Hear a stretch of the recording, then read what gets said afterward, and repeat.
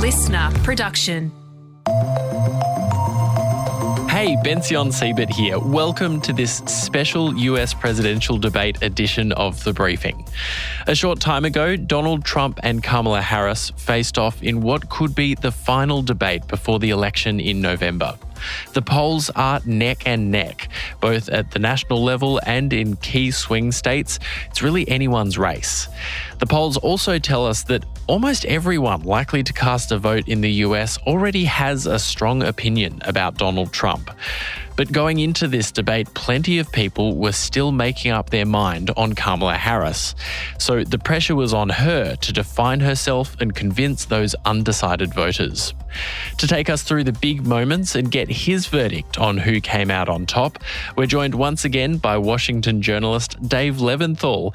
Dave, welcome back to The Briefing. Tell us, who won this debate?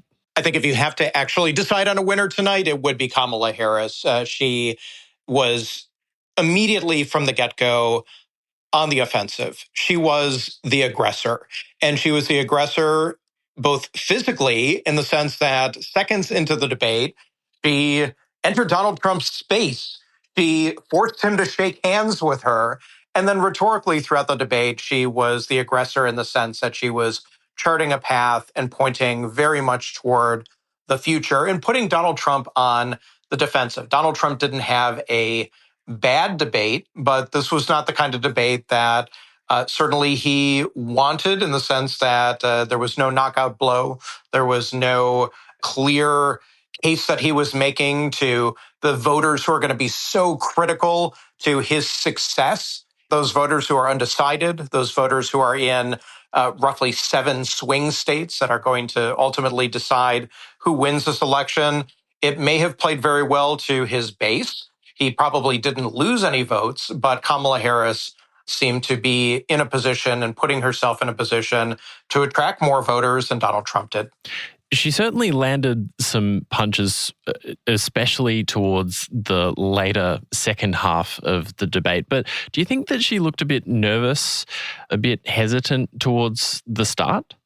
She did. And there were kind of 2 Kamala Harrises who were there at that debate. There was the Kamala Harris who was quite extemporaneous, very much speaking from the heart, very much speaking from the gut, somebody who was not so scripted. And we saw this on issues in particular that played very much to her strengths: abortion, defense of democracy, law and order issues, racial issues. The government and Donald Trump certainly should not be telling a woman what to do with her body. A 12 or 13-year-old survivor of incest being forced to carry a pregnancy to term? They don't want that. And when she was talking about those issues, when she was going into detail, she sounded like she was prosecuting a case. That was the Kamala Harris who was at her best. When Kamala Harris struggled, and we saw this early, and we saw this at periods throughout this 2-hour debate, was when she was talking about issues that were not in her wheelhouse, or where she had some demonstrable weaknesses going in. We're talking about immigration in particular. The economy was certainly another one. And she very much relied on, even though she didn't have a teleprompter, it was almost a teleprompter in her mind. It was the coaching that she got leading up to this debate. It was the prep that she did in order to make sure that she had an answer that was going to be cogent, that was going to be as strong as possible. But she didn't look particularly comfortable. And Donald Trump seized on that and really tried to hammer her as much as he could, especially on economic issues, whether that be the stock market, jobs, the economy overall, and really trying to tie her to Joe Biden as much as possible. When this weak, pathetic man that you saw at a debate just a few months ago, that if he weren't in that debate, he'd be running instead of her. She got no votes. He got 14 million votes. What you did, you talk about a threat to democracy. He got 14 million votes, and they threw him out of office. And you know what? I'll give you a little secret. He hates her. He can't stand her. There were times at this debate where you almost wondered if Donald Trump was debating Kamala Harris or if he was debating Joe Biden. And late in the debate, they even pretty much addressed that. And, where Donald Trump basically said, "You are Biden." Clearly, I am not Joe Biden. And I am certainly not Donald Trump. And what I do offer is a new generation of leadership for our country. So there was sort of this identity crisis in a way that the candidates were having, particularly Donald Trump, in terms of who he was actually debating and what was at stake here. A lot of people know exactly who Donald Trump is. He's not going to persuade a great deal of people to change their mind on him, but not as many people know what Kamala Harris is about. What was the story that she was trying to tell about herself in this debate? I grew up a middle-class kid raised by a hardworking mother who worked and saved and was able to buy our first home when I was a teenager. The values I bring to the importance of home ownership, knowing not everybody got handed $400 million on a silver platter and then filed bankruptcy 6 times. For her, this was very much, and she articulated this in as many words toward the end of the debate, which is that this is an election where she is focused on the future, and in her opinion, Donald Trump is focused on the past. She is focused on hope. Donald Trump is focused on grievance. And that's what she framed this up to be. Of course, Donald Trump had an answer to that, whether that was an answer that was attractive to a lot of potential voters out there remains to be seen, likely not. But in essence, he was saying, hey, the economy, your life, the way that this country is run is going to be better under me. But that's going to be a tough sell for a lot of people. We're a failing nation.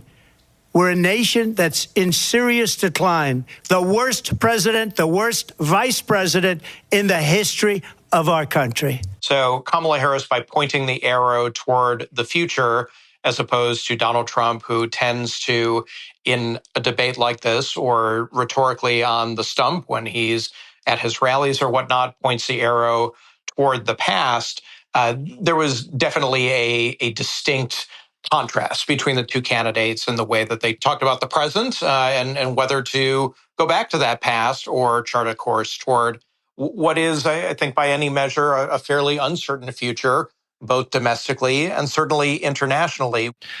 Kamala Harris is 59 years old. Donald Trump is 78. It was clear that in a couple of moments during this debate, she was trying to turn that whole age problem that dogged Joe Biden onto Donald Trump. There was also some other moments where it was clear that she was really trying to get under his skin, like talking about his crowd sizes. What did you make of that strategy? It was clear that she wanted to bait Donald Trump as much as possible. And maybe for about 3 or 4 minutes, Donald Trump stuck to his playbook so much as he had one and was calm and relatively cool and collected, at least by Donald Trumpian standards. And she very quickly got under his skin, even just how she presented herself when she first came onto the debate stage. But crowd size is sort of the ultimate. If you're gonna nail Donald Trump and get him excited and get him off his game and get him on the defensive and get him talking about something where he is almost certainly going to say something that his aides and his close supporters are going to regret, crowd size is it. And it kind of worked. And it worked because Donald Trump went on this tangent. It was completely off topic.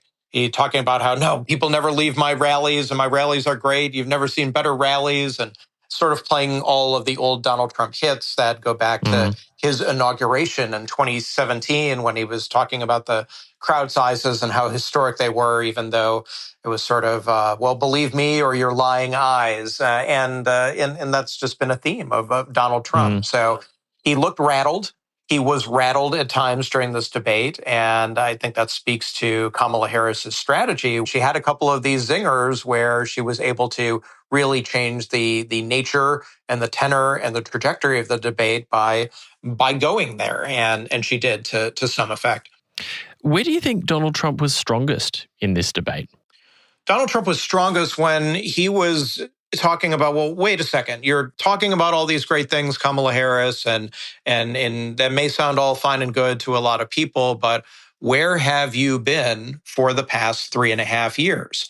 Why haven't you fought to enact any of these plans that you're putting forth and plans that you're talking about as it relates to healthcare or the middle class or the way that childcare works in this country and a number of other issues. They've had 3.5 years to fix the border.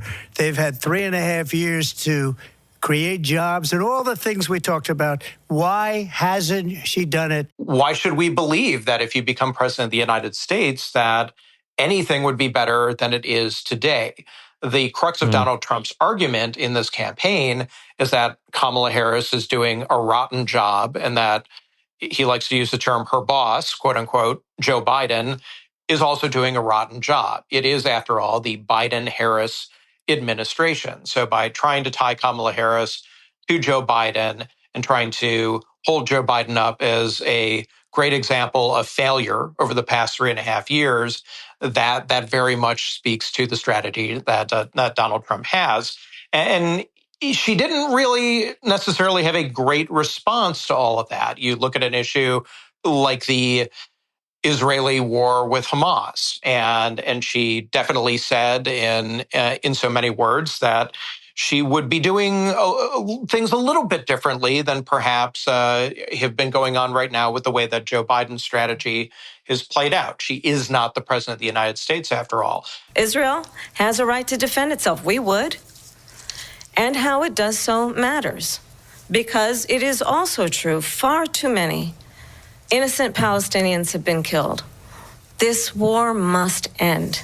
We must chart a course for a two-state solution. And she quickly pivoted that to talk about Donald Trump inviting the Taliban from Afghanistan to Camp David, his support for Vladimir Putin, his currying favor with autocrats, in her opinion.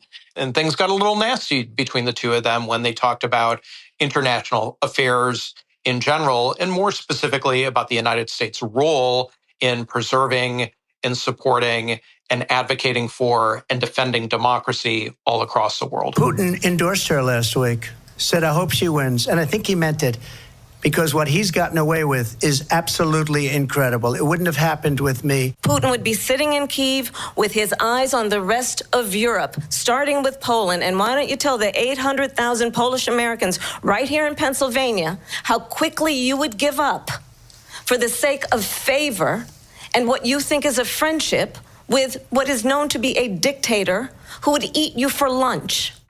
If Kamala Harris started out a bit shaky and got quite a bit more confident and forthright as she went on, I think Donald Trump started out quite disciplined, and then towards the end we were hearing more of that rally Donald Trump. Do you think when he says things like, for example, the claims migrants were eating people's pet dogs and cats, they're eating the pets of the people that live there, or that Democrats were killing babies? Execution after birth. It's execution, no longer abortion, because the baby is born, is okay. And that's not okay with me. Do you think that that kind of rhetoric is effective for an undecided voter, or does that make him just look extreme and kind of crazy? It makes him look extreme. Kamala Harris said as much during the debate, then used the word extreme. These are things that will, for maybe 25, 30% of Americans, be red meat, be exactly what they want to hear from Donald Trump, the Donald Trump who is not afraid to say anything that is on his mind, to go to whatever extent he wants to in order to beat back the woke Marxist, liberal, red commies, or whatever he's going to describe Democrats or Kamala Harris's in the moment. And that's all fine and good politically for him.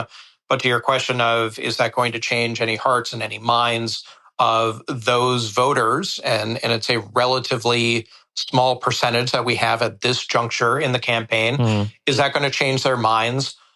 Probably not. Or is it going to win them over if they're truly undecided?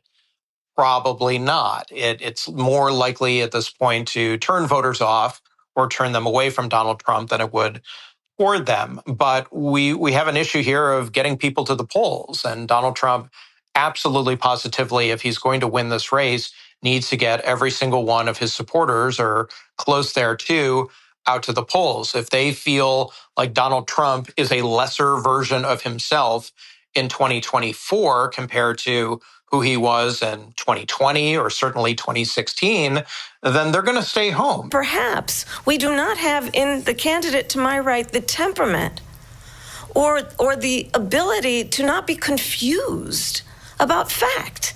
That's deeply troubling, and the American people deserve better. Now, Dave, I'm reading, and this is literally happening just as we're going to record this. There's been a huge development in the election. Taylor Swift has endorsed Kamala Harris. In a post on Instagram, which included a picture of her and her cat, she wrote that she was watching the debate tonight as part of her responsibility as a voter, and she referenced being made aware of an AI version of her, quote, falsely endorsing Donald Trump's presidential run, and said that she wanted to combat the misinformation. She then went on to say the big one, she will be, quote, casting her vote for Kamala Harris and Tim Walz in the 2024 presidential election. How big is this development, Dave? J.D. Vance, the vice presidential running mate of Donald Trump, of course, lambasted childless cat ladies, and Taylor Swift as a childless cat lady, maybe the most popular one in the history of cat ladies. I don't think you can overstate the effect that Taylor Swift and her fans actually have on this presidential election, or can. There was very recently a gathering online of Swifties and Taylor Swift fans. They raised a ton of money. They got people excited. If Taylor Swift is out there on Kamala Harris's behalf, telling people to get to the polls and urging them to participate in our presidential election, that can't be discounted. It is not insignificant. This election can be decided quite potentially by just a tiny percentage of votes, a fraction of a percentage in these handful of states in our very Byzantine way of selecting a president, where it literally is a state by state by state contest, all cobbled together into one election. That makes a difference. You just simply have to think back to what happened the 2000 election when George W. Bush won, and it was 537 votes that ultimately turned that election to George W. Bush versus Al Gore in a country of now 320 odd million people. So it does matter. That's a huge moment. It's probably the least surprising moment of big things that could be happening and that everyone was expecting during the Democratic convention in Chicago for Taylor Swift and or Beyonce to appear on stage. Neither did, but this is really just a sort of the logical conclusion of what has been building for months, that Taylor Swift would ultimately do this. Dave Levinthal there. That's it for this episode of The Briefing. We'd love it, as always, if you could share this ep or any other with someone you think might enjoy it. And if you want to keep up with our other content, you can check us out on Instagram at The Briefing Podcast and on TikTok and YouTube. Just search Listener Newsroom. We'll be back in your feed tomorrow from 6 a.m. I'm Bension Siebert. Catch you next time.